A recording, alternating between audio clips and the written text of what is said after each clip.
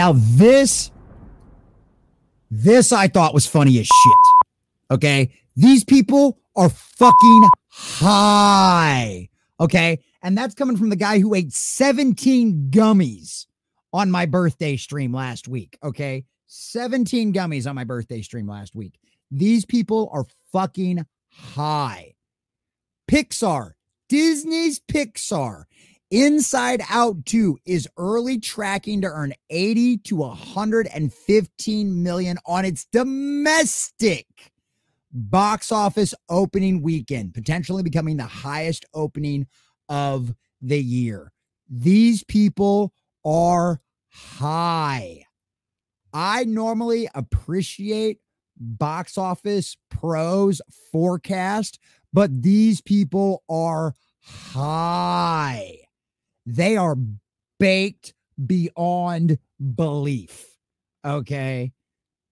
Yeah, somebody missed my birthday stream last week, by the way. Not that I'm pointing that out or calling anybody out specifically in the chat. Sonia. Long range forecast. Can Inside Out 2 be the first $100 million opening of 2024?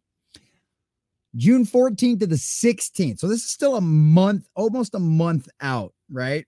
So that's when Inside Out 2 is supposed to come out. So their domestic opening weekend range 80 to 115 million. At the risk of hyperbole, Inside Out may be the film that will be the most riding on it at the box office in 2024. The Pixar title will be the first new release of the year to hit theaters under the Disney banner in a year where the studio and exhibitors alike are desperately in need of a breakout hit. The studio's theatrical output in the first semester of 2024 has been paltry, a trio of animated re-releases that have been widely available on its Disney Plus streaming service for years, none of them even reaching more than 1,560 screens in their respective theatrical runs. The bulk of Disney's box office in 2024 has been achieved by a grand total of 2 new releases under its 20th Century Studios division. April's The First Omen, which only had a 20 million domestic to date, which is probably not going to get any higher than that. That's how horror movies are, but they're generally cheap to make. May's Kingdom of the Planet of the Apes, which currently has a 70 million plus domestic to date, which that one is currently in the theaters and could still end up climbing. We'll see how that one ends up doing, but it is also it's like the third movie and like the third reboot in a matter of like 15 years in a franchise. Yeah. So, it's doing okay. It's doing okay. 20th Century Studios was launched as a standalone label under the Disney distribution arm in January 2020, following the studio's acquisition, yada, yada, yada. We don't care about that. COVID-19, yada, yada, yada. They're going to blame things on the pandemic, the government lockdowns, yada, yada, yada. Before 2020, Disney was the highest grossing studio at the domestic box office for 4 consecutive years. Those days are long gone for a studio that sat out the entire first semester of the year at the box office under the Disney label. Disney's Pixar animation studios faced similar challenges at the box office during the same period. 2020 onward saw its theatrical derailed by the shutdowns, the lockdowns, yada, yada, yada. They want to blame it all on that. But of course, you can't blame it on that anymore, right? Because of course, Lightyear absolutely bombed completely and totally horribly, ended up costing the company hundreds of millions of dollars, which of course set off a bunch of alarms inside. So of course, now they're rolling out like Toy Story 17 or some crazy nonsense like that, begging to make money out there. They've got Moana. They've got the live action prequel to a remake of a reboot of a live action Lion King movie later this year. That's probably going to do absolutely abysmal. Disney is not going to have a good year this year. Outside of Deadpool, they are not going to have a good year this year at all. So recent history doesn't paint a hopeful picture for Inside Out, which is scheduled to come out the same weekend as Pixar's 2022 Lightyear and 2023 Elemental that both failed to click. It will be entering the markets at the heels of 2 competing family titles, Paramount's If and Sony's The Garfield movie. Neither of those titles has shown pre-release tracking figures that suggest a theatrical run past the $150 million mark.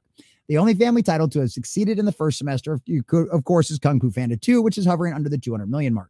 Our outlook for Inside 2 openings weekend is less dire than the context around its release suggests. Disney has high hopes for this title, and its marketing machine is already out in full force, promoting it as a must-see theatrical event of the summer.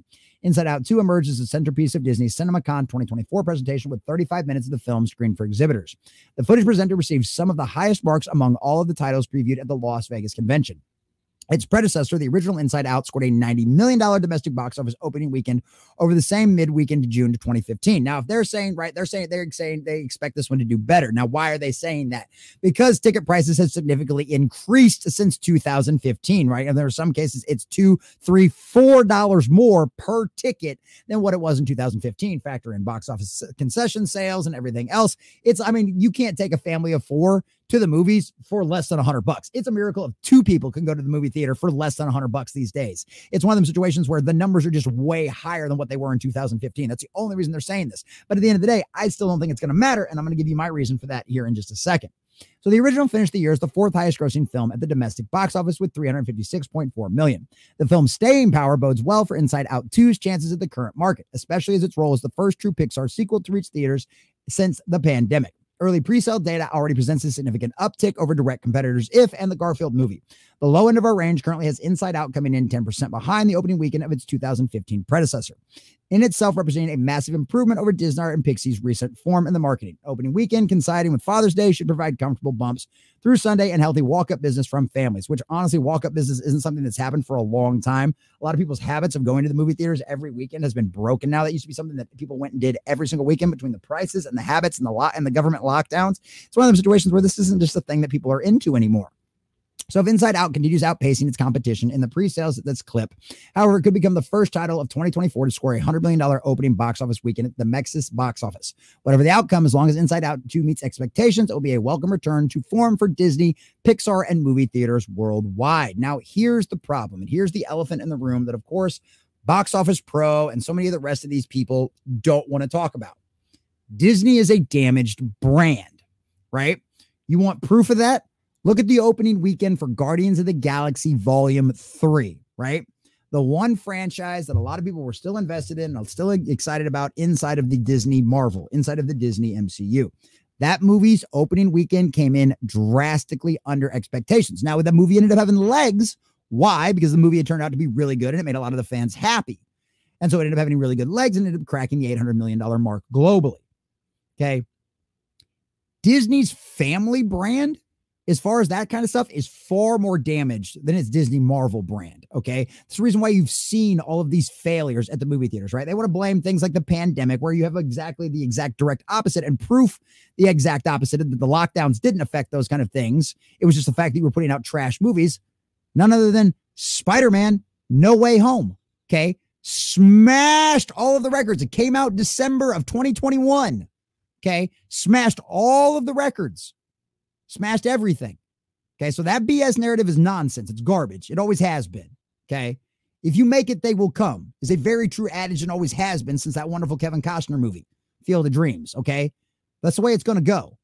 If you make a good quality movie that people trust and that people enjoy and that's safe for their kids, then they'll come back and watch it and they'll talk about it to all their friends. They'll tell trust me, there is nothing more gossipier than parents, especially of children, right? Well, I mean, obviously you'd have to be a parent of children, but parents of young children, okay? Gossipier, all right? They want to talk about what the shows their kids are watching because guess what? They're watching them too, and that's really all they have to talk about, okay? So you talk about it. You discuss what shows are comfortable, what you feel comfortable with talking to your kids about, what you feel comfortable with your kids watching. No family feels, majority of families do not feel comfortable with the Walt Disney Company anymore, and that's the elephant in the room that people don't want to talk about. We've seen time and time again Disney push an agenda over good storytelling, especially in their family content. Stuff that's supposed to be targeted at children is being targeted at children with an agenda. And that's a problem. And that's why families don't trust the Walt Disney Company anymore. That's why you see the Walt Disney Company in the state that it's in. So $100 million for Inside Out 2? Boys and girls, I think it's going to be a miracle if this thing cracks $50 million in its opening domestic weekend. And who knows? Maybe I'll be wrong. And I'll gladly admit it if I am. I'll make a video over it. I'll talk about it. But what Box Office Pro is not willing to admit to itself and its readers is that Disney is a damaged brand, especially their family brand. You see that now. And Inside Out 2 is going to confirm that. And I can't wait to see the articles and the spin and the gaslighting that they will put out there when this movie comes in drastically under expectations. Because like what we've been saying around here for a while, modern Disney, everything Disney touches turns to dust. They've done it to Pixar, they've done it to Marvel, and they're going to do it to Inside Out too. Mark my word, this movie will fail. And the Walt Disney Company and Bob Iger and the rest of his ilk inside of that company will be solely responsible for it. Like I said, I just can't wait to see the spin because that shit is going to be hilarious.